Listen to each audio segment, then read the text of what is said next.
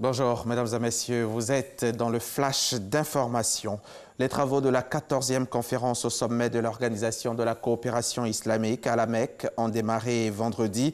Amadou Gon Coulibaly y a pris part au nom du président Alassane Ouattara. Main à la main vers l'avenir, c'est le thème de ce sommet présidé par le roi Salman d'Arabie Saoudite. La lutte contre le terrorisme, la paix et la sécurité, l'autonomisation de la femme et la protection des droits de l'homme, ce sont là autant de sujets au centre de cette rencontre. Les précisions de Mahama Traoré dans le 13h.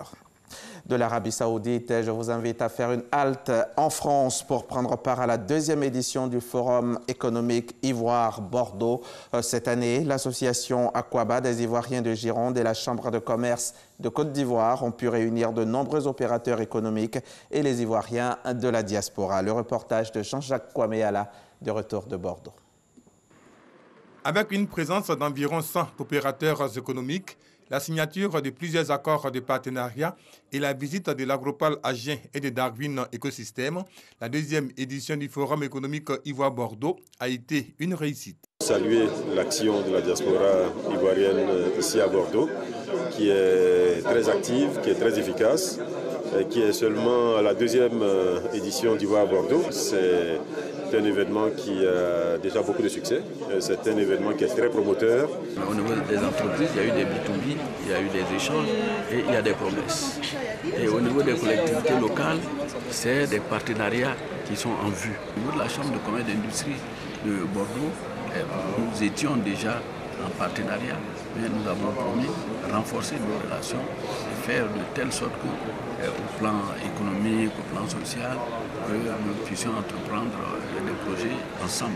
Des bons points qui ont fait dire aux représentants du maire de Bordeaux lors des échanges que la diaspora est au cœur de la nouvelle coopération avec le continent africain.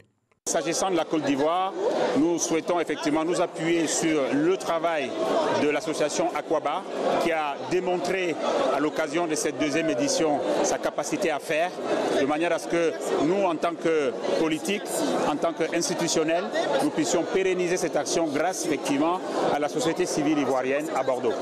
Le Forum économique Ivoire-Bordeaux, 5 ans après la 1re édition, signe son retour et compte désormais se pérenniser. Depuis la 1re édition, nous avons mis 5 ans pour le recommencer et ce n'est pas une bonne chose parce que ça rentre dans les oubliettes après. Donc si nous voulons rendre dynamique le lien que nous voulons créer entre la Côte d'Ivoire et Bordeaux, il faut le faire de façon annuelle.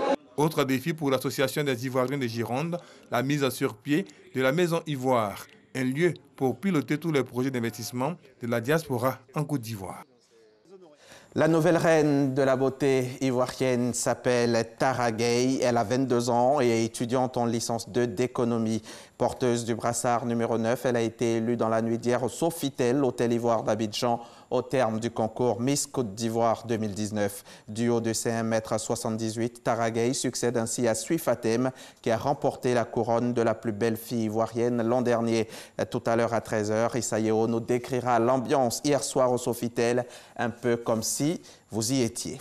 Des peines allant de 3 à 96 ans de prison en Guinée équatoriale. Le verdict du procès de la tentative de coup d'État de 2017 est tombé vendredi. Le détail des peines a été lu par le président du tribunal de Bata, la capitale économique du pays, à la télévision nationale. Fin décembre 2017, les autorités guinéennes avaient affirmé avoir déjoué une tentative d'assassinat du président Théodoro Obiang-Nguema. Une trentaine d'hommes avaient été arrêtés le 27 décembre à la frontière avec le Cameroun. Dans les mois qui ont suivi, plusieurs rafales d'interpellations avaient eu lieu. Parmi les personnes condamnées se trouvent des Tchadiens, Centrafricains, Camerounais et même 5 Français. C'est la fin d'un procès très spectaculaire. Et puis football, face à Tottenham, Liverpool a remporté hier la finale de la Ligue des Champions 2-0 grâce à Salah à la 2e minute et Origi à la 87e. Les Reds sont champions d'Europe, mais que l'attente aura été longue pour les supporters de Liverpool. Près de 15 ans après leur dernier titre majeur, la C1 de 2005, les Reds ont à nouveau goûté au succès après tant d'opportunités manquées. Samedi soir, en finale de la Ligue des Champions, les hommes de Jürgen Klopp ont su manœuvrer Tottenham pour aller chercher ce qu'il manquait jusqu'alors à leur magnifique saison, un trophée.